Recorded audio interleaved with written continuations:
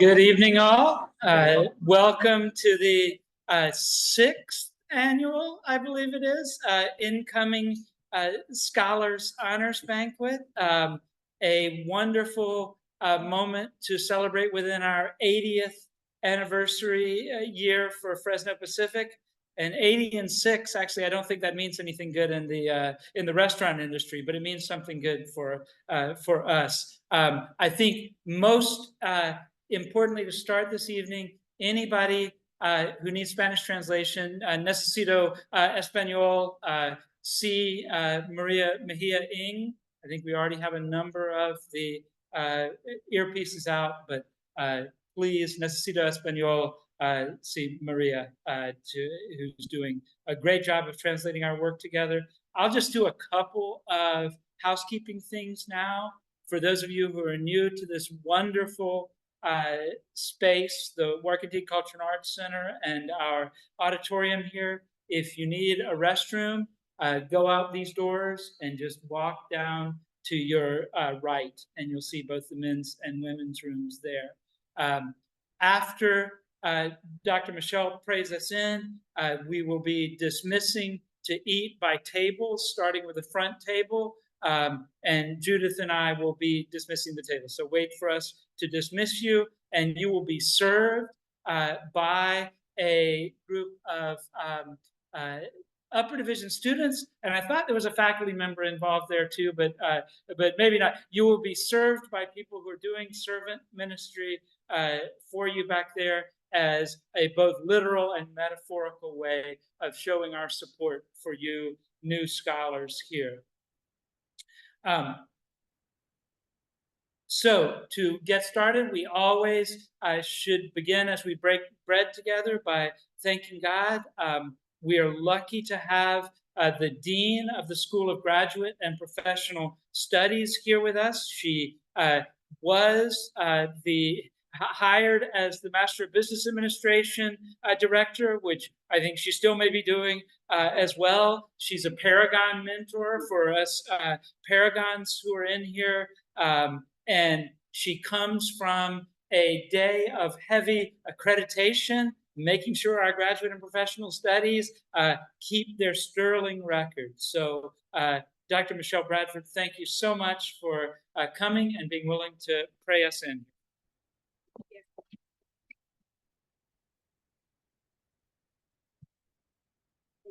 Johnson. Can you guys hear me okay?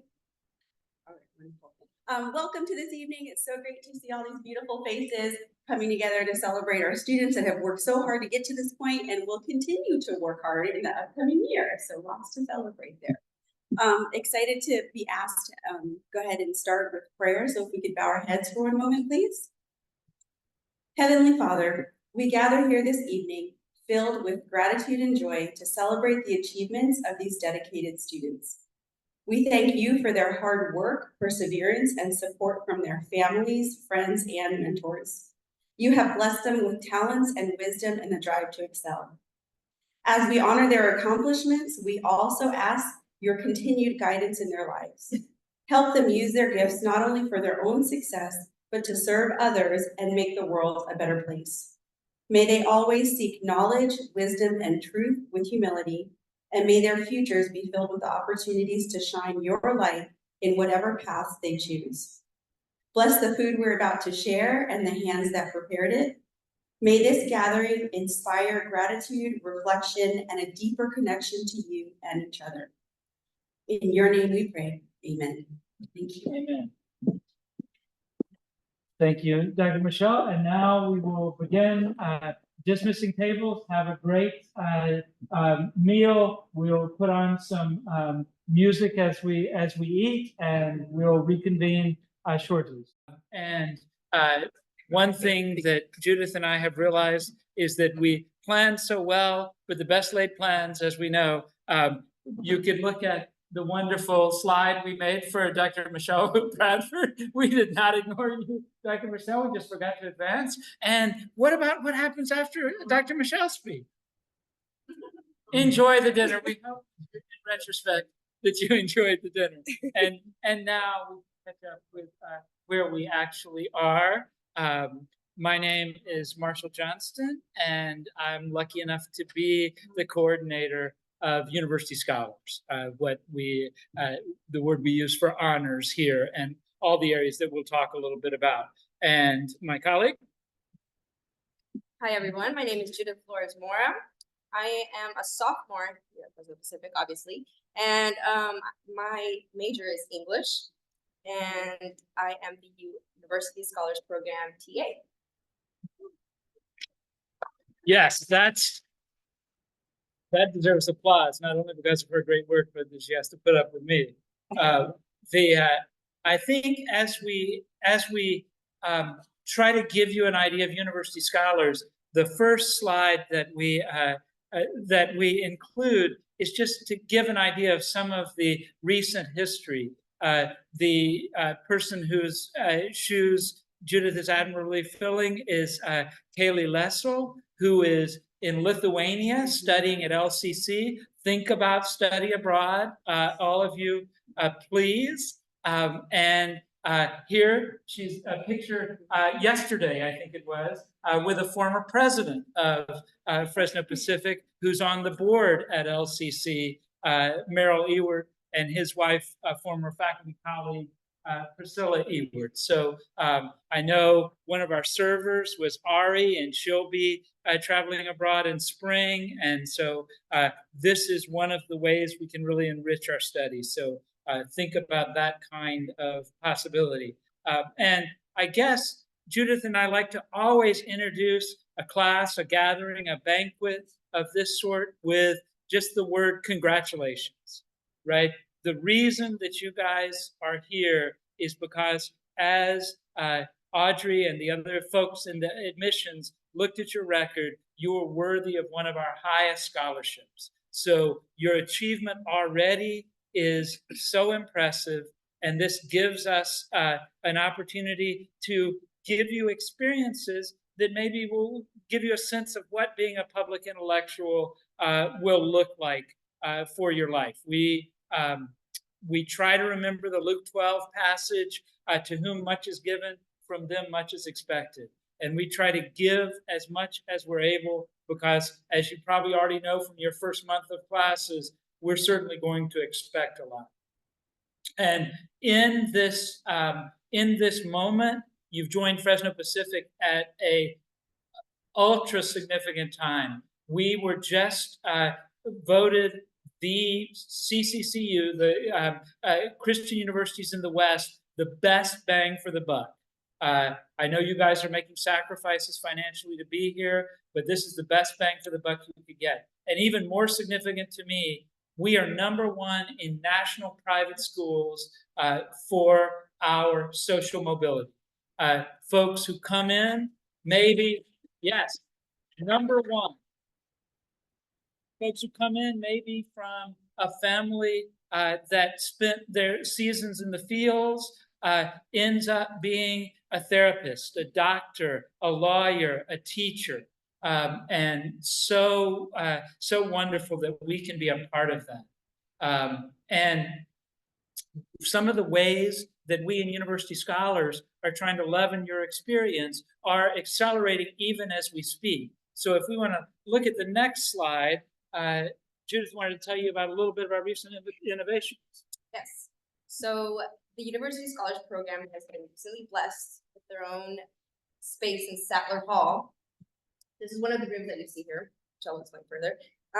But one of our visions for the University Scholars Program hub, as we like to call it, is a creative working space for the Green Light Literary Journal, the Syrinx, and the Pacific Journal. And this will also include a library, which is the one you see here, and it will include its own working space for students who will want to study independently, apart from the crowd. And ultimately, we just want it to be a hangout spot for all the FPU honor students. And you all are welcome to come by and check on the progress we have made, as we are still situating ourselves at least until, at least we're going to be done until October. So, yeah. Excellent. Please, yes, come to the hub. And I love that that's a perfect term for it, the hub. and the kind of shared journey that Fresno Pacific talks about with a prophetic community of scholars, we're seeing come to life in numerous ways as part of our University Scholars curriculum and activities. So if you would do the next slide, what are the University Scholars? This gives you a sense. Everyone here is either presidents, paragons, transfer, scholar cohorts. And so congratulations on that. As this group is able to partake of our University Scholars activities, let's go to the next slide and some of the classes that you might take. We have across the curriculum opportunities to say study applied humanities and bibliotherapy, to study Star Wars in your writing class. We have intro psychology honors class. If I can convince my colleagues, Nick and Andrew, maybe we'll get the bio conversation sections of honors started as well. Our colleague, Brian Schultz, has done the Dead Sea Scrolls as a honors class, and he's one of the world's leading authorities on the Dead Sea Scrolls. Just opportunities that you have at Fresno Pacific that no other school of similar size would be likely to offer. And of course, most of you have already enrolled in the leadership class. Others of you will take it soon. And just a class where you get to talk to the president, in a small group, the provost in a small group. So these are some of the class opportunities. Some of the other aspects are honor societies. Here's a list of the growing number of honor societies available to Fresno Pacific students. Of them, I think the one that we're currently most proud of, Alpha Alpha Alpha, Tri Alpha, a honor society for first generation, but not just first generation students. We have first generation students, first generation faculty, first generation staff, first generation administration. The president of our institution, Andre, is a first generation student. And so we see what it means to have the level of social mobility that a place like Fresno Pacific can offer. And so awfully proud of that, but really all of our honor societies, from interdisciplinary ones like Alpha Chi to the various disciplinary societies that we're slowly building out. And really all of our work at University Scholars should in one way or another help with the kind of shared research project that we're doing, whether it's an opportunity to work directly with a professor, to work with a group in collaboration, to work on a project in your own lab. Many things support that. We have several conferences a year through the Association for Core Texts and Courses. We had, I think, the second largest group last spring reading papers on a vast range of things, from scientific to topics to Greek tragedy. We have students publishing in journals before they graduate from Fresno Pacific. Can you imagine what an asset that is as you look at graduate school, as you look at your next stage? And of course, Judith and I will be organizing a how to get into graduate school in a month or so for you guys to join and learn from. There's a research night in spring with prizes in last year 5 different areas to see some of the amazing things that students are doing. But I think I want to foreground here, not just because of the next speaker we'll be hearing from Jasmine, but also our friend Pao is here. We have several Alpha Chi students that #1 in the country in social mobility is not our #1. 2 years ago, we were #1 in the nation in collaborative research in Alpha Chi. And then, oh yeah.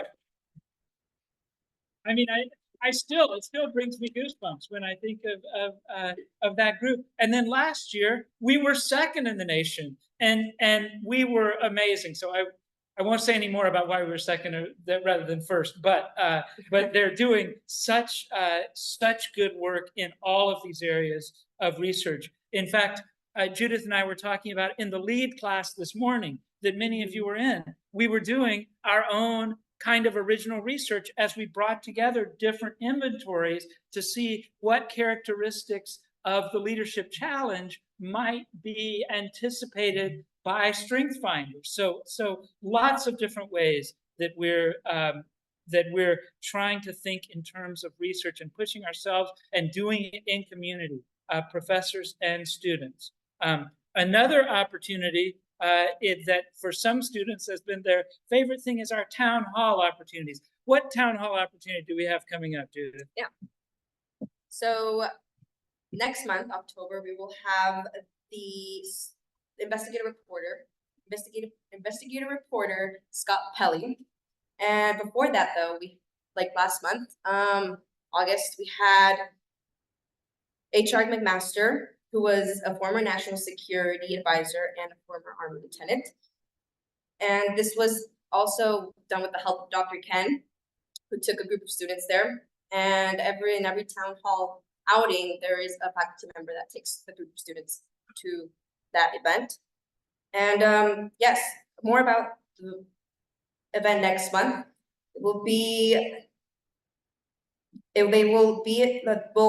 Scott Pelley will be the investigative reporter, and he will probably talk about the chaos and possibly, the investigative reporters, they talk about the chaos and they probably go through death as well because of the world conflict that they may encounter when they're out there, like war. And this is a great opportunity to know more about journalists and what they face when they're out in their profession. It is on our fall break, so if you're around, I know Judith will be joining that, and it should be a great opportunity. He did many famous interviews on 60 Minutes, so check that out. Then in November, Nate Mook, who is CEO of the World Central Kitchen, which you may have heard of in other ways, but in the Gaza war, 6 of their workers were accidentally killed in a strike, and as you said, the danger of going out into the world, and yet they have continued their mission. So if you're thinking about town hall, November should be a fascinating one too. Let's look at this is maybe inside baseball, but maybe not, that we're famous at Fresno Pacific in several honor societies for our honors council not being a territorial battle of who gets the students and who gets to decide curriculum, but working together to support all of the students. And I think the fact that a number of the honors council members are here would indicate that. You can see that those of you who followed the change at Fresno Pacific, I already have to update this because I say one member from each division of the undergraduate schools, which now is what, Dr. Key, one member from each department of the undergraduate schools. So we will be fixing that as we go and make sure that we're appropriate to the time. Now, something I want to say about the Honors Council also is one of our representatives is Dr. Jennifer Carnes. Where is Dr. Carnes? Is back there. She was in the original first President Scholars class at Fresno Pacific. So if you want 80 years, seems like a long time for Fresno Pacific, but many things, neither Jennifer nor I are 80 years old. At some point in the process, things have been added, like the Paragon scholarships, like the President Scholars. And to see that kind of continuity, I am able to say, Jennifer, from another millennium is impressive. So the other thing that that Judith and I would like you to know about, besides the fact that I do have a cap that people like me to wear so the head doesn't shine so brightly in our gatherings, is that we publish each month a Halcyon Tidings newsletter with what's going on in the dates to watch out for, some comments. I think this one has our own Jan Balecki talking about his summer activities in here, introduction to Judith, something about the arrangement of the schools. We'll always try to have things that are valuable for you in Halcyon Tidings. The lead class already has it in their Canvas. I almost said Moodle. See, I'm getting better, Q. And so anybody else who'd like to be added to the list, just let Judith or me know, and we'll be sure that you're in there and that you receive this. And so having given you an introduction and knowing who to check with about questions, let's switch gears, and I believe Judith has an introduction for us. Yes. We want to welcome to the stage Dr. Daniel Larson, the amazing Dr. Daniel Larson, who is renowned romantic scholar and the Fine Arts Humanities Department. He will be giving an introduction to the Japanese.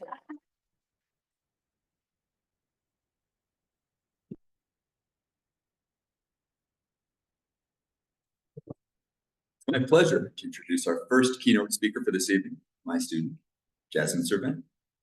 Like so many of you honor students, Jasmine is a polymath. That means her studies bridge across multiple areas of academic interest. With a particular intersection, Jasmine engages is often ignored. As a double major in English literature and mathematics, Jasmine is uniquely positioned to draw together two very different modes of inquiry. As a mathematician, her faculty tell me, she is fearlessly inquisitive. She does not shy away from complex problems and wrestles with methods and solutions. As one of her English literature professors, I agree.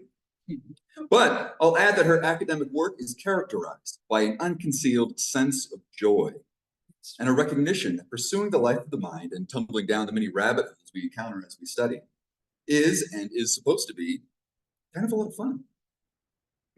Jasmine is currently editor-in-chief of the Greenlight Literary Journal. She is an officer of the Literary Club, coordinator of the Movies with Professors series in the English department. Her research on the role of faith in J.R.R. Tolkien's The Hobbit has been recognized nationally as the best paper in British literature, the annual conference for the Alpha Chi Honor Society, and also received the Best Paper in Humanities Award at FPU's Research Note. She is currently revising this paper for publication in a peer-reviewed research academic journal. Last year, she was part of an award-winning team of researchers investigating the impact of California's high-speed rail project. This year, she is coordinating a team of student researchers considering the public impact literary study can have on the wider community. At the same time, she's casually sitting in on advanced level mathematics courses, just for fun. Jasmine's work at FPU is a strong example of the depth and breadth undergraduate student scholarship can achieve. But her approach to scholarship is a welcome reminder, even to senior scholars, of the inherent joy that comes with intellectual discovery. Ladies and gentlemen, please welcome with me Jasmine Servan.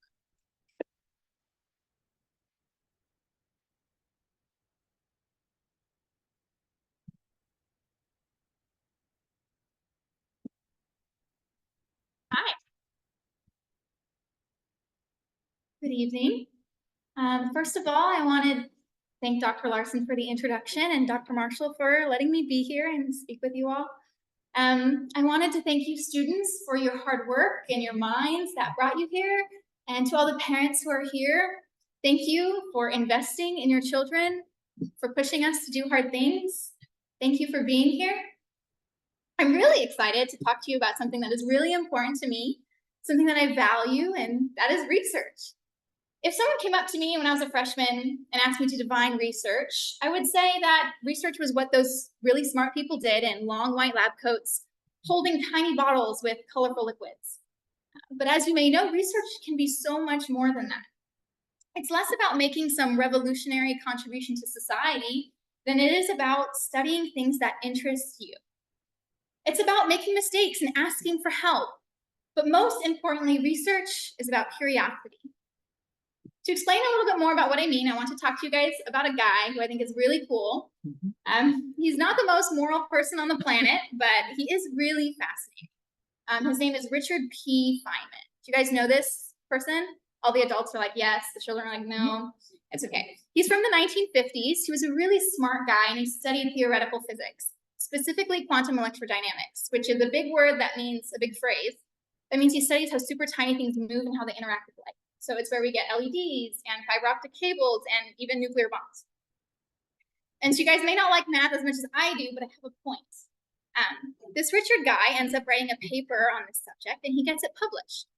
And this other physicist named Tomonaga reads this paper and notices that Richard actually made a mistake, that one of his assumptions was wrong.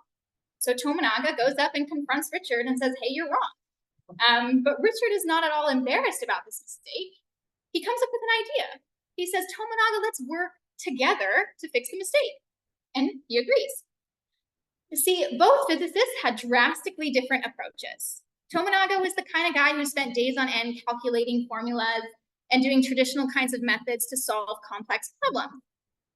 Feynman, on the other hand, was more of a free spirit.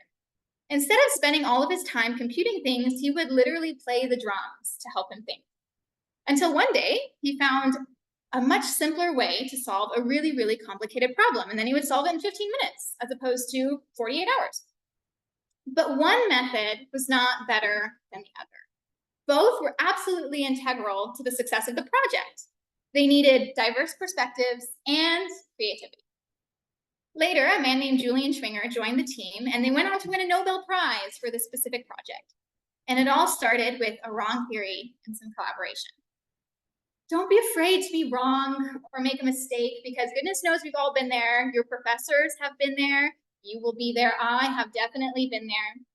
But mistakes are things to be celebrated. They give us opportunities to get back up again and ask for help. That said, asking for help can be really, really scary. Making mistakes can be really, really scary. One of the first research projects I did, which is the one Dr. Larson is talking about, came as the result of a class I took in my sophomore year. It was a British literature class, and it had to be a 10 to 12 page paper on one of the 10 or so books we read.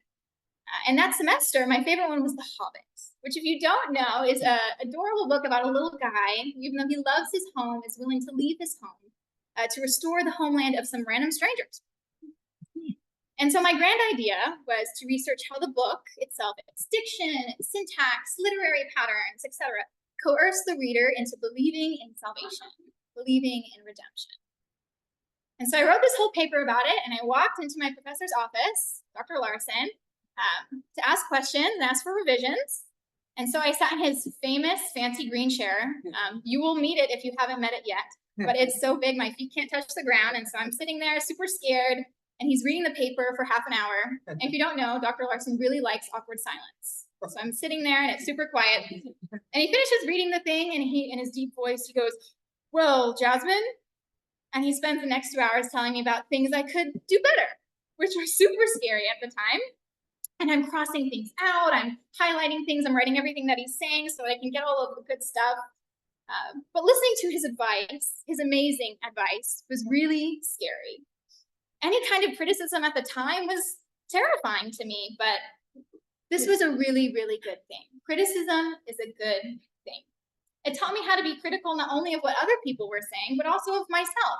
Without his help and the help of other people who invested in me, I would have never been able to take my work to a conference, let alone keep working on it now. And from this experience, I was able to explore a whole load of other research projects, like predicting video game outcomes with linear algebra, researching the presence of convicts in Wordsworthian poetry, exploring embedded contradictions in the California high-speed rail, a project I worked on with my friends, Brooke, Pau, Kaylee, and Jan. Jan's here somewhere. And just this summer, I worked on a research project predicting kelp physiological traits from airborne hyperspectral data off the coast of Santa Barbara. And every one of you has the opportunity and the mind to do even cooler research. You can study trees, you can study rocks, you can study literature, you can study Twilight if you wanted to. What you have to say matters, your mind is valuable, and all of you deserve a seat at the table. But it's up to you to feed your curiosity, to be brave, to ask questions, and to study what interests you in a way that suits you. So my friends, be curious. Thank you.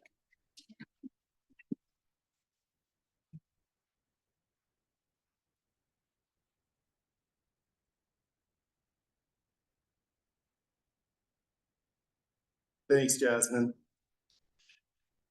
Good evening. My name is Dr. Darren Dirksen. I'm Associate Professor in Religion and Intercultural Ministry. And it's my privilege to introduce our second keynote speaker, Dr. Quentin Kinnison. Dr. Kinnison is a professor of Christian ministry and the Dean of the School of Arts and Sciences. Dr. Kinnison earned his Bachelor of Arts in Bible and English Literature from Grand Canyon University, his Master of Divinity from Golden Gate Seminary, now Gateway Seminary, and his PhD from Fuller Theological Seminary. He has served at Fresno Pacific University as a faculty member and now dean for over almost 15 and a half years. And in addition, though, in addition to his service at FPU, he's also provided leadership and served and taught in numerous other places and ways.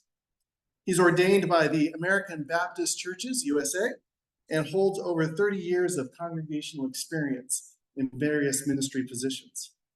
He's also written and edited several books that equip persons and congregations in important ways.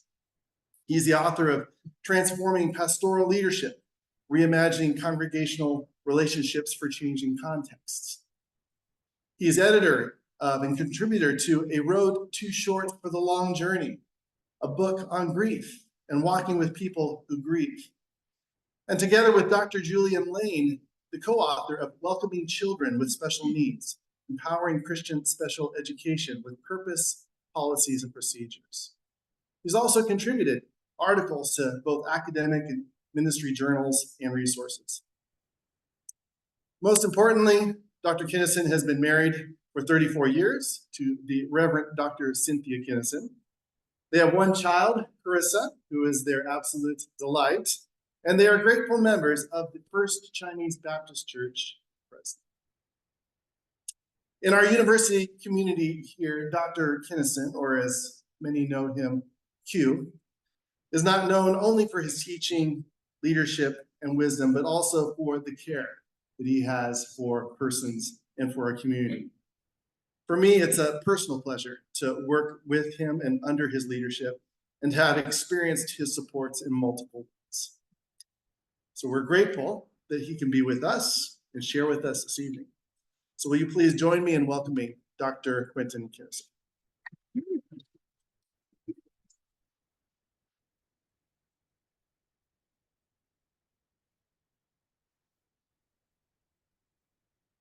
Thank you, Darren.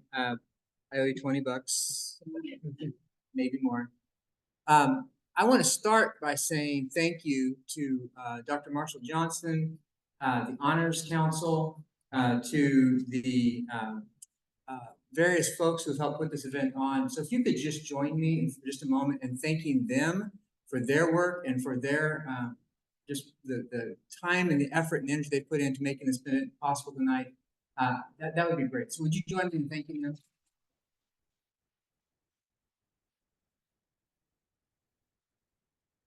We also want to thank Provider for the food tonight. Thank you for providing the food, and we hope that you enjoyed it. I think there'll be some left over maybe, so maybe boxes can go if we have any food left, and all that kind of fun stuff. My talk tonight is centered around the idea of journeying together with a reflection on being a community of learners, a Christian university, and a prophetic witness. And to start my talk, I have to start by saying, I feel a bit like a fraud. You see, that GPA you see at the top with the BA, that was my GPA in college. I was a 2.5 student. Now, in fairness, give me a minute. In fairness, I did run into chemistry, business statistics. I'm looking at you, Dr. Bradford. Business statistics and accounting in the same semester. That also happened to conflict with intramural basketball. So I didn't always make good choices. And also discovered that I wasn't meant to be a business major. No offense to my colleagues in business. And as a result, ended up changing my major to Bible and English literature, Dr. Larson. hobbits. I love the hobbits. But I will also say something else. If you look at what happens in my master's work, you see a bump, a jump. Now, I attribute that to two particular things. The first thing is, and I say this to all undergraduates, what you do in your undergrad work is very broad. And there are going to be some things you love. And there'll be some things you love less. But when you get to master's level work, you get to focus on the things you love. Don't assume that a bachelor's is the end of the journey, because it actually could be the opportunity for the launching ground into the beautiful work you do in this master's, where you focus on the things that you love. But quite honestly, the more important thing that happened, other than the fact that I just loved this work I was doing, was during college, I met this beautiful young lady named Cindy. And we got married. And we began a journey together. And in that journey, I began to watch her as a student. We have these fun stories we tell in master's level work. We were both studying at the same seminary at the same time. She was working on her master's in social work with an emphasis in kind of theological studies as a part of that. I was working on a master's of divinity. And I learned some things about how you prepare for writing and doing papers and things. You see, one semester we were working on papers, and my practice was at the time, and I'm sure none of you ever do this, was to go to the library the night before the paper was due, check out all the books possible on that topic, take them home, and begin writing my paper that evening sometime. At a station right here, she's nodding in affirmation. And I remember one distinct event where I was frantically writing this paper that was due to the next day, and Cindy comes in and says, I need your help on this. What is it? It's a paper in such and such a topic. Well, when's it due? Well, in like a month. I'm like, no, I'm writing a paper for tomorrow. But something triggered in my mind that told me, hey, you don't have to wait till the last minute. I was learning some things from a better scholar, a better writer, a better student. So that by the time I get to PhD work, I finally figured out, actually, I could start those papers a lot earlier. And that was good, because I didn't write one under 40 pages in PhD. Ended up with a 3.94. You see, who you journey with, or with whom you journey, makes a difference. I want you to look at the room around you. I want you to see the people that you're in this room with, because these are people who are on the journey with you. Your parents, your faculty, other students, right? People who are interested in your success and are interested in being on this journey together. So I want to take just a moment. Now, you've been forewarned. I'm a Baptist preacher. Okay, I'm going to try to keep it down. But I'm going to go to a text in the Bible, and I want to spend just a few minutes talking about that text, and then coming from that text back to our context.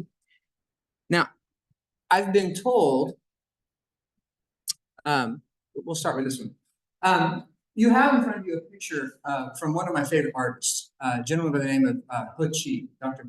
James He Qi. He is a Chinese-born artist.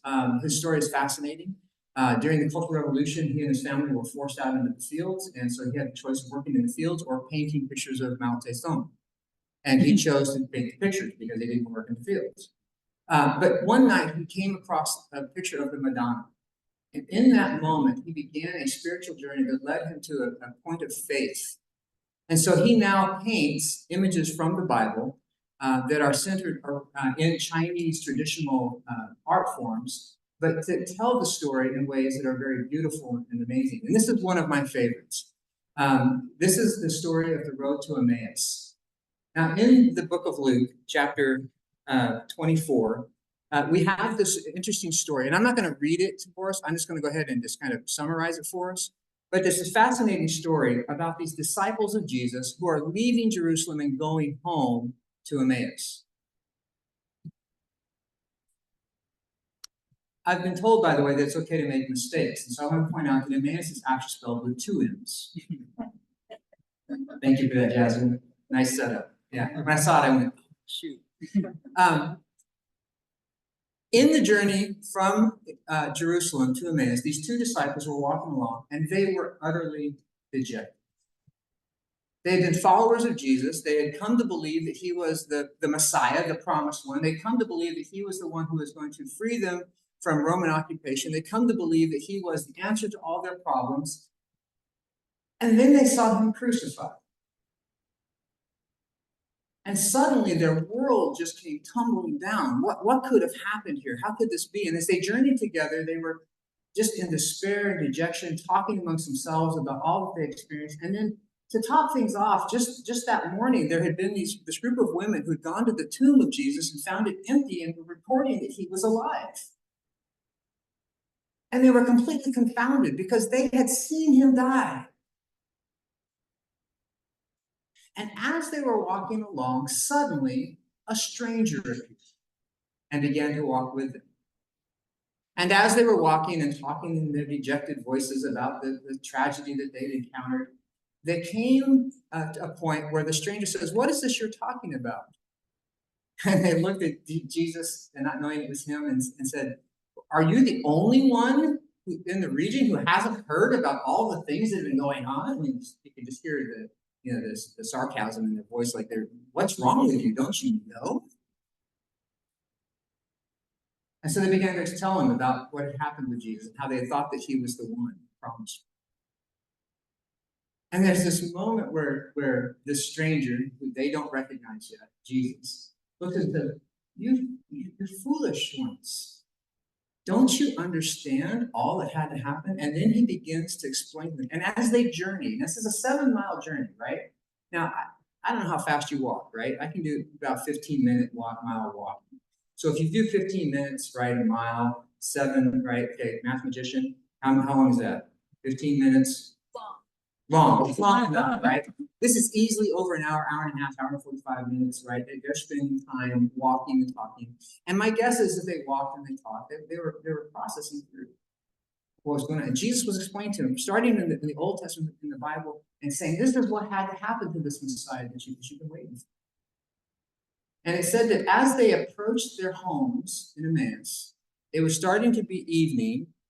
And the stranger, they looked at the stranger and said, please, it's almost evening. And in the form of hospitality that fit their context, they invited Jesus, the stranger, to come and to spend an evening.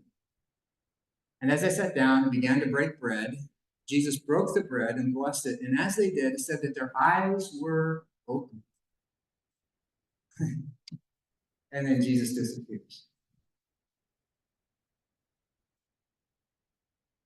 And it says immediately they got up from the table and they went all the way back to Jerusalem. By the way, just to put this in context, you don't travel in the evening at night in this culture context. That's when it's dangerous. But they absolutely could not keep what they had experienced to themselves. And they began this journey back to Jerusalem, and they get back and they begin to tell the disciples, look, we've met Jesus. We saw him. He came. He was with us. He explained to us. And it says that the very last verse here, verse 36, is the next part of the text, says that, and suddenly Jesus appeared with them, and they were all amazed. Who are the characters? Well, we have Jesus, right? He's the stranger. He's the one that shows up in the midst of a walk and says, so what are you talking about? Hey, can I join in? By the way, you guys are being foolish. Let me tell you all about it, right?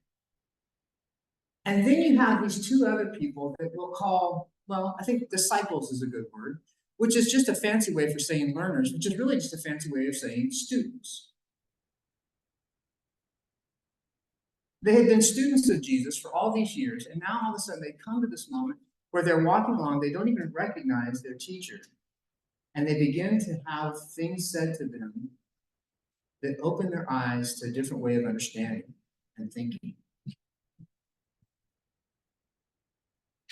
Key moments, Jesus appearing. Their explanation of why they're dejected. Jesus' explanation of what should have happened. And their eyes being opened.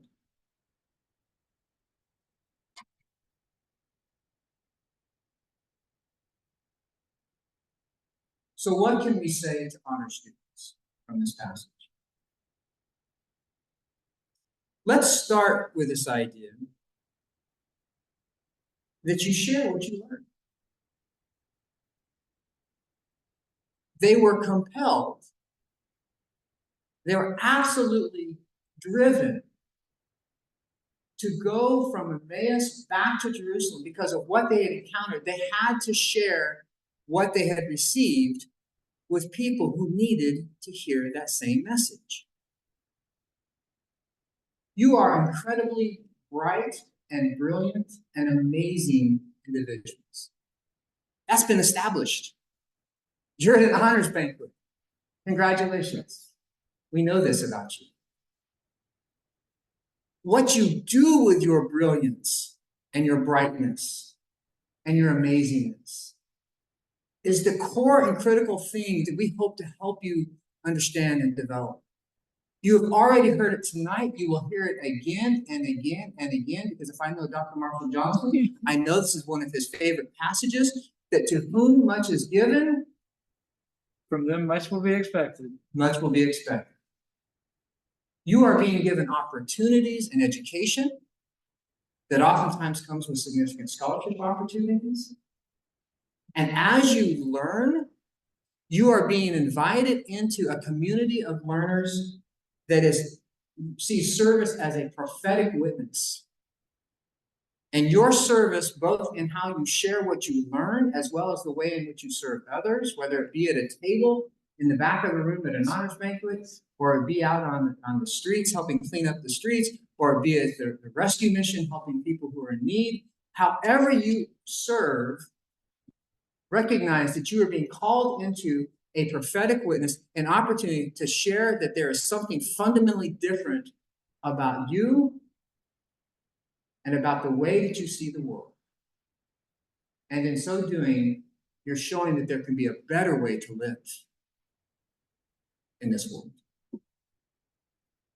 We have an idea here at the university. It's kind of famous for us. It's the FPU idea. You may have heard of it. You may have been told about it. You may have read it at some point. If not, you will, because we like it a lot. Here's a certain paragraph from that idea. Fresno Pacific University believes that to be prophetic is to serve the church and society by engaging in dialogue with and critique of contemporary culture and practice. The university encourages informed reflection on personal, institutional, and societal values which contribute to developing a vision for wholeness, justice, and reconciliation. It offers leadership to the church and the world by enabling persons to extend perceptive, creative, and skillful responses to current issues. I love this part. To illuminate darkness with light and dispel ignorance with wisdom and understanding. It seeks to bring an integrative Christian ethic and perspective to present-day thought and experience and to common sense search for a better way. You are being invited into a journey as a prophetic witness. The second thing I think we can say to honor students is that we encourage you to keep an open mind. Be curious. I like it. Got a little Ted Lasso to it too, right?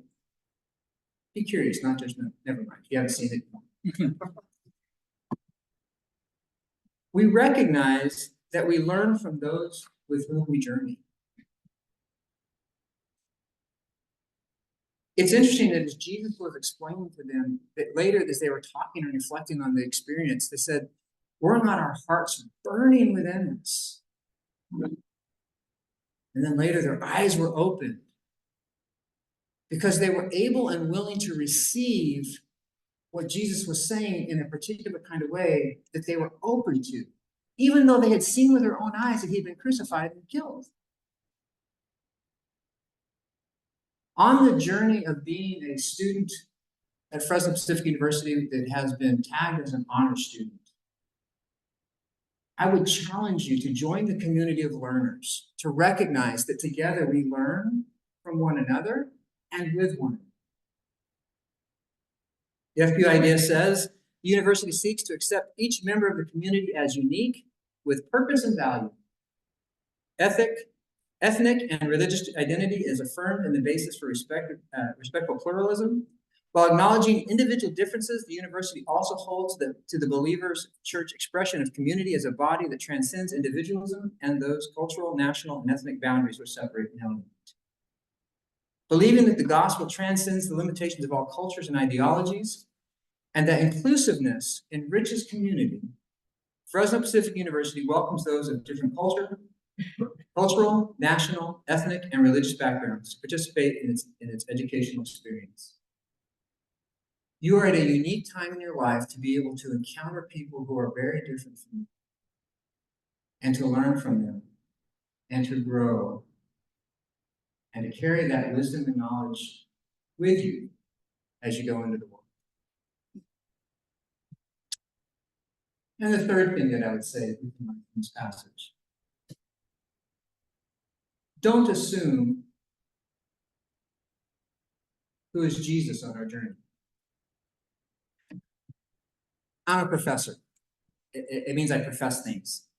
I stand up in front of a classroom and I spout stuff off, and sometimes I ask questions and we engage in conversations and things happen. And with that comes a certain level of authority because, you know, you're paying for an education. I'm supposed to help you find that education. And that's right and appropriate on some level. But because of our roles as faculty, staff, and administrators, it would be really easy for us and for you as students to assume that we play the Jesus role on the journey. And quite frankly, I don't think that's the case. You see, as students, you also reflect Jesus to us. In classroom conversations and points of contact where we are engaging with you and we hear you speak passionately about issues of justice and reconciliation and care for your colleagues and care for the world, we learn from you the way of Jesus.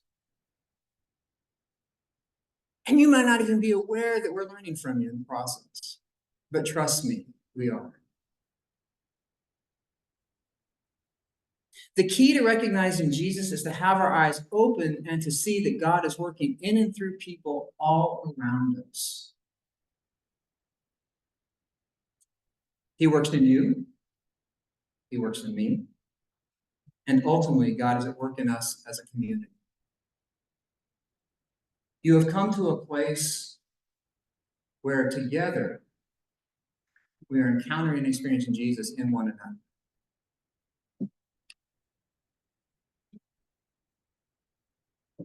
As an extension of the educational mission of the Mennonite Brethren Church, says the FPU, University affirms the authority of the Bible over matters of faith and life. The church is a community of the redeemed people, a life of discipleship leading to holiness, witness, and service. The call to serve Jesus by ministering to human need and alleviating suffering. The practice of reconciliation and love in settings of violence, oppression, and injustice.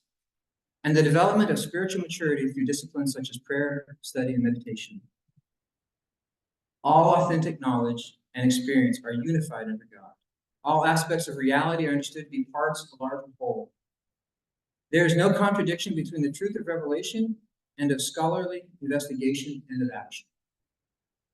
The university encourages members of the Fresno Pacific University community toward a reflective and critical perspective on the nature of humanity and its relationship to the world.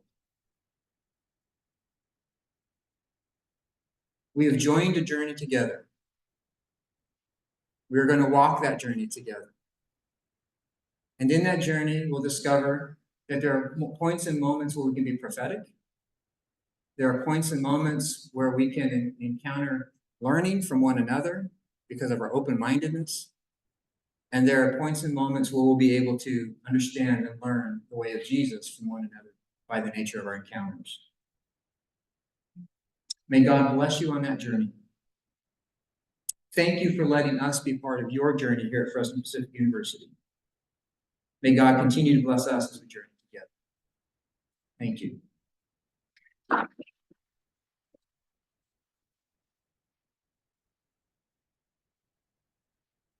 And I can say one last thing. It is my privilege to introduce Dr. Pamela Johnson, who will come and lead us in our benediction.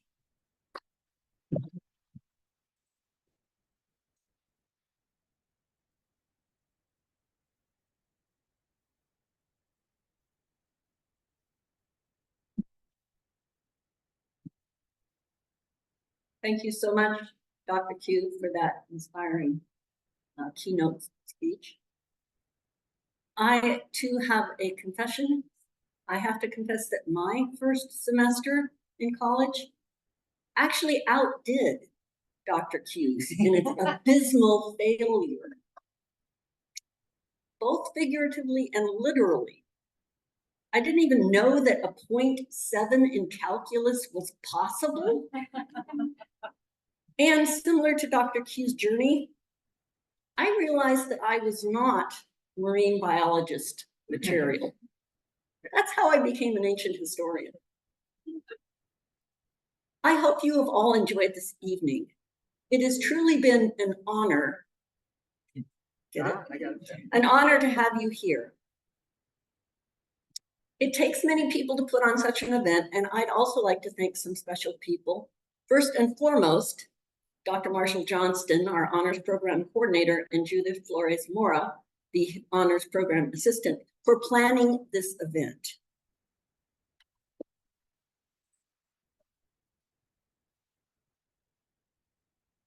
The FPU events staff and provider food service for the lovely food and the beautiful decor.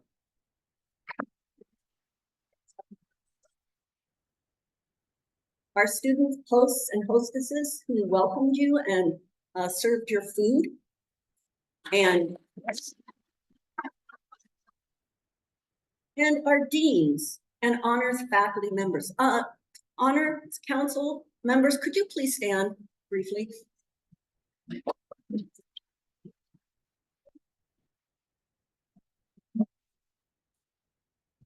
These faculty members are passionate about you. So seek them out and learn from them, and they will learn from you. And most especially our keynote speakers, Dr. Quentin Kinnison and Jasmine Servent.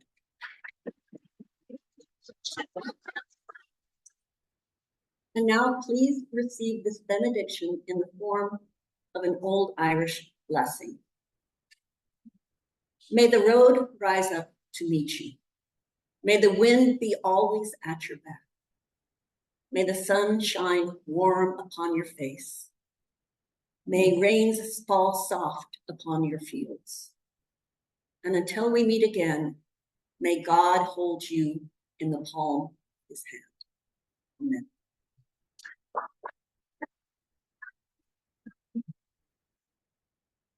One last thank you that I actually forgot, even though I'm holding this card. Let us thank Maria Eliza Mejia Ing of Radiant Valley interpreting for us tonight. Thank you.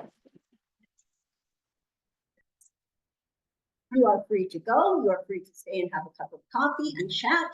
Thank you for coming.